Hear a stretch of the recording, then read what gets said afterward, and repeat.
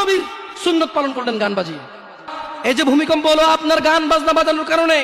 আল্লাহ নবী বলেছে যখন বাদ্যযন্ত্র বেড়ে যাবে, গায়িকারা সম্মুখে এসে নাচবে, তুমি অপেক্ষা করো, পাহাড়গুলো কেঁপে উঠবে, পৃথিবীটা নড়ে উঠবে।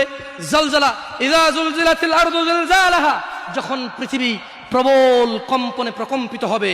ওয়া আখরাজাতিল আরদু আসকালাহা, যখন এই মাটি তার ভিতরে যা আছে একদম লাথি মেরে বের করে দেবে, লাশ হোক আর যাই হোক, মাটি বলবে যে বেরো, বের হো আমার থেকে, বের হো, আমি তোর আর কাউকে রাখবো না।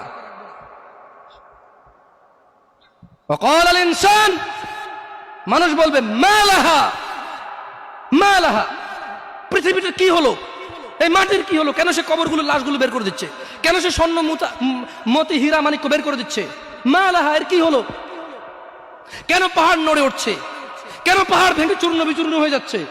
মানুষ বলবে মালাহা, পৃথিবীর কি হলো, বিআন্না রাব্বাকা আওহালাহা, পৃথিবী এটা করবে, বিআন্না রাব্বাক, কারণ তোমার প্রতিপালক আওহালাহা, পৃথিবীকে আদেশ করেছে। আপনি গান শোনেন, আমি শুনি না, আপনি গান বাজান, আমি বাজাই না। যখন চিটাগং নড়ে উঠলো ভূমিকম্পে, আপনার বাড়ির সাথে আমার বাড়িটাও নড়ছে। বন্ধ করেন এই জুলুম আমাদের উপর।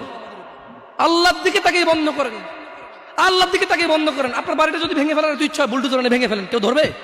কেউ জিজ্ঞেস করবে আপনাকে? আপনি গান বাজনা শুনে এভাবে পৃথিবীতে বিপর্যয় নিয়ে আসতেছেন। আপনার জন্য আমার বিল্ডিংটা ভেঙে পড়বে, বলে রাখি ছাড়বো না। আল্লাহ তুমি আমার ভাইদেরকে হিদায়াত দাও, ইয়া আল্লাহ, ছাড়বো না। ইত্তাকিল্লাহ হাক্কা তুকাতিহ, আল্লাহকে ভয় করেন যেভাবে ভয় করা উচিত।